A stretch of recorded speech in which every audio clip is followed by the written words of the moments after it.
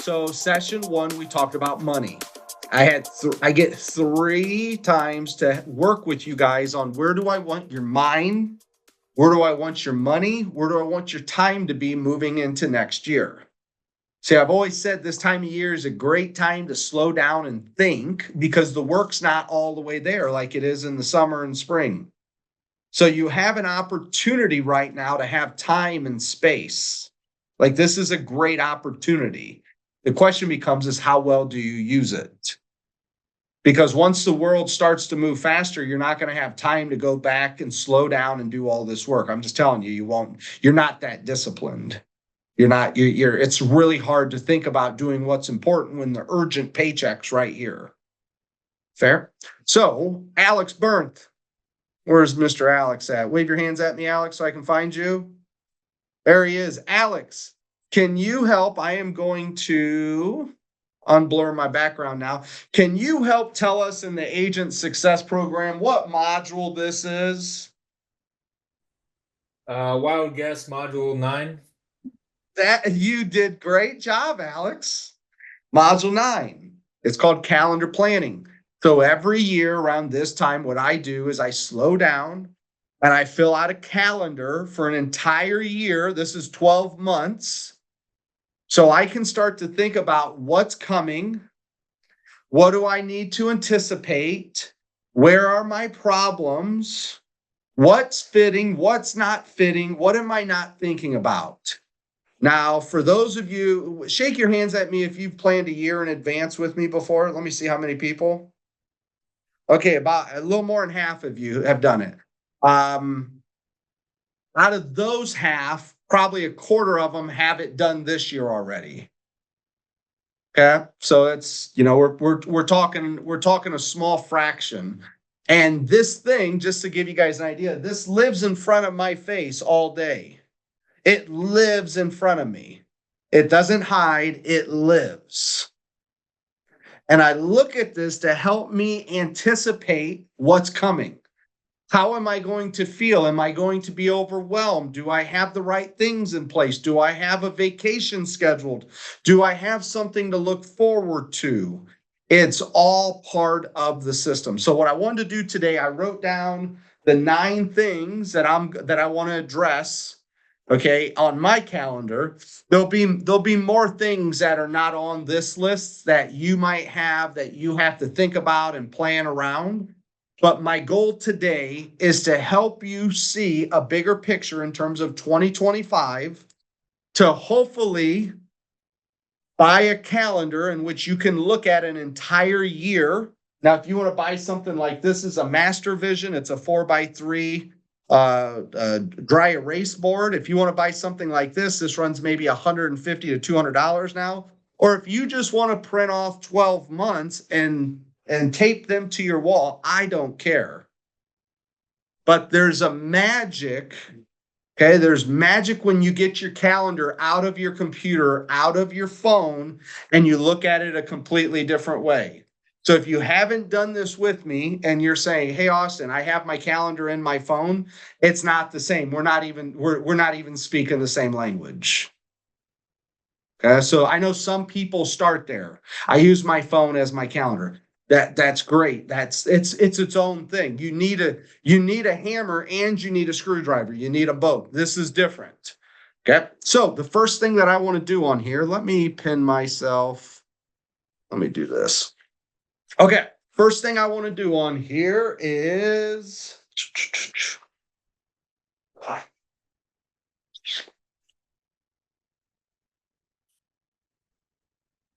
this doesn't seem like the first thing I would say. But for those of you who have done this, this is probably one of the most important things with this whole exercise is you need a wet erase marker. The first one you need is a wet erase marker. Well, someone tell me why you need a wet erase marker and not a dry erase marker. Open up your mics and just say it out loud. You don't touch something and erase it. Yeah, you're going to be touching this board a lot all throughout the years. You're going to be touching it. The wet erase marker, for those of you who don't know, it has to be wet to erase it. And so as I write this stuff down and I race today and I use one of these, the dates won't get erased. It's really a pain in the butt to erase something and then have to write the dates in every time. So I start with a wet erase marker and I write in all the dates for the entire year. Free advice, make sure your dates are correct, because if they're wrong by one day, you'll have to start the whole thing over. Very basic stuff here. Wet erase marker, make sure your days are correct. You do that wrong, you're 30 minutes in and you're frustrated before you even start. So the first thing I do when I look at my 2025 calendar, the very first thing I'm going to do is I'm going to put in our rest run cycle. For those of you who don't know what the run rest cycle is, this is how we operate at a very, very high level in terms of performance of work. And we take care of our mind, our body. It gives us a little bit of a break. It is the formula for high success and high-powered individuals. Being in real estate for 30-some years, what I saw most people do, I saw them sell a lot of houses, but what I never saw them do was take care of themselves, be motivated to go back and do the work. And so we created this run rest cycle, and believe it or not, by taking a break, we actually outproduce and outperform the people who don't. Seems backwards, works really well. So I'm going to start with that. We did just put in the community on Facebook, this run rest calendar. So the only thing I'm going to do, I'm going to start I got a whole bunch of different colors here. Different colors for different themes. And I'm going to start the rest out in a blue color. And so you guys are doing this live with me here. Okay. I don't necessarily need you to get your board out and do this. You can if you want. I'd rather you watch the recording. And today, I'd rather you see it at a deeper level, how I think, what's the order and what I'm doing. Why am I doing it this way? What did I miss? What's in your life that's not in my life right now? Okay, and how do I think through the spacing of my year? I said spacing, S-P-A-C-I-N-G, spacing. That's the correct word. How do I think through that in terms of not overwhelming myself and being able to take on an opportunity and to perform at a high level with that opportunity? So for the first week of January, we're coming out of a double rest cycle from December it finishes up that first week of January. So only thing I'm going to do on my calendar is put a blue line there. That represents it's a rest week. What is a rest week? A rest week's a week in which we don't have any scheduled activities as a team or as a company. It's a week off of scheduled things. Now, you still have a job, just to be clear. And if your client calls you to handle a mortgage for them, or if it's to handle a real estate deal, you signed up to work on your rest week. So just to make it clear, it's a week in which you normally try to perform the maintenance of your mind, your body, your vehicles, your house, all those things. It's your cleanup week. You're also working that week with your clients. Okay, but you're really trying to protect it so that way you can run. That's the thing for rest week, is how do I protect my running cycles? Because once again, if you can focus for a short amount of time and sprint, you'll run laps around people. It's amazing how this works. So the next thing I'm going to do is get into my next rest week, which is the last week of January here. Once again, I'm just identifying it by putting a line through. February's rest week is the last week here. Once again, this calendar is located in the Cheviron Facebook community. We just posted it. This just came out. Okay, rest week in March is the last couple days here, and then the first week of March. Okay, rest week in May. And you'll start to see when me and Nate looked at this. So last week of April here, first week of May, which means our run cycles are normally between 3 and 4 weeks. 3 and 4 weeks before we take that rest. 3 to 4 weeks. And it just depends on the month and how it's going. May, last week of May.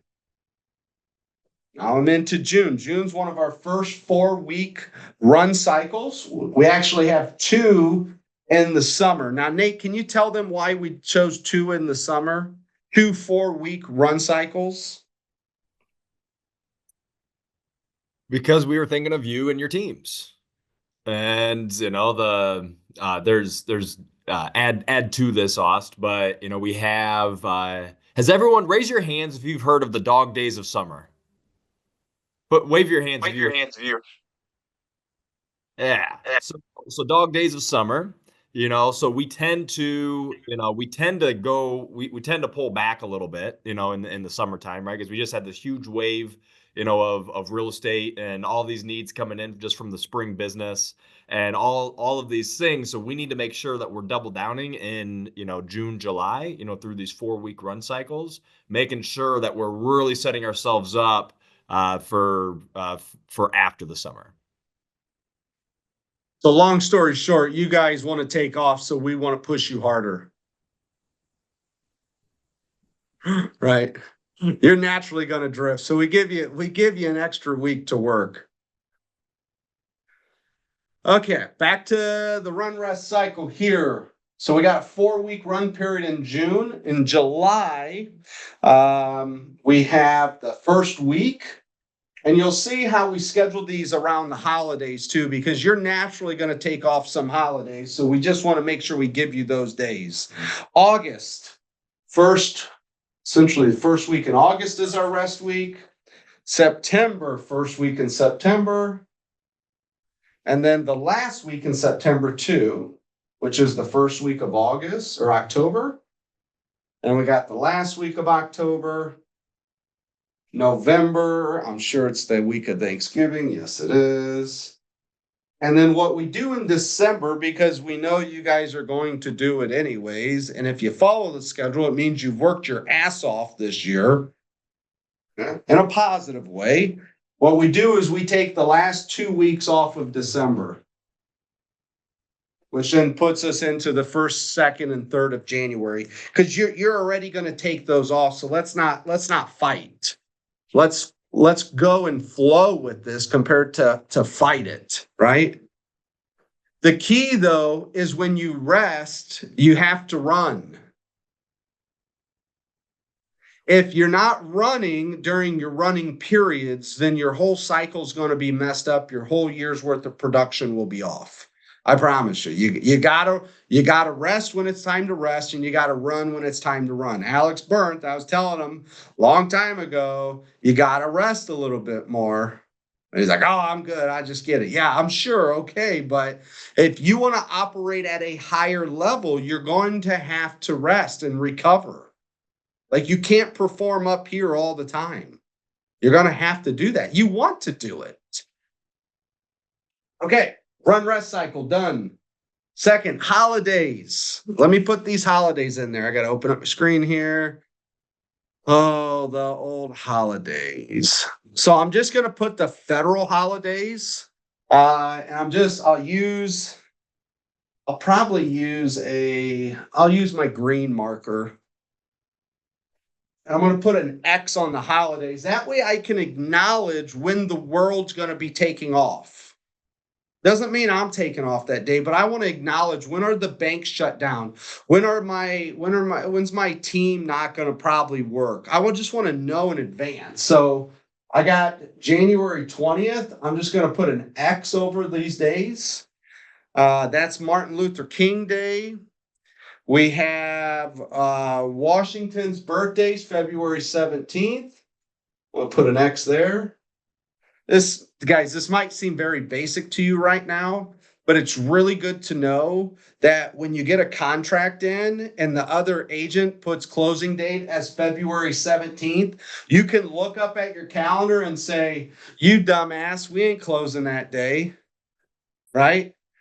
And then your contract says on or before the 17th, and now you're not going to close on the 17th, which means you're going to have to write an extension And what happens if you're negotiating with someone like me and I was looking for a way out of the contract and now I know that I can get out because you're not going to close by the 17th?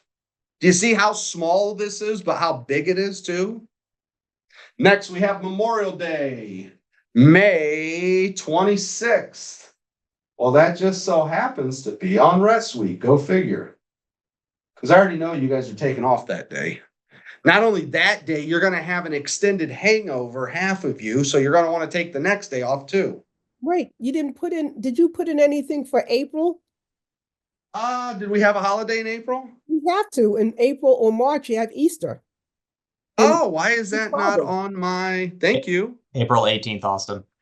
Thank you. It was not on my list of federal holidays. Because it's not a federal holiday. It's not a federal holiday, that's why. Well, that might be why I didn't put that on there. Okay, so let me see you guys here for a second. So this brings up a good point. Thank you, by the way, Sharon, for bringing that up. We celebrate Easter in my household. Okay, pretty important day. The question becomes is what dates do you put on your calendar? Okay. And I can't answer that for all of you.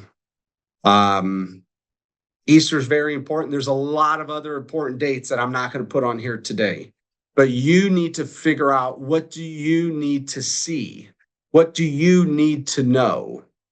I'll start with the federal holidays. What I'd probably then do personally, if I were you guys, is I would figure out what every holiday is.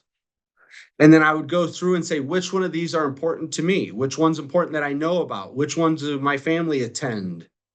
And go through all of them where I'm only going to get the federal holidays today with you.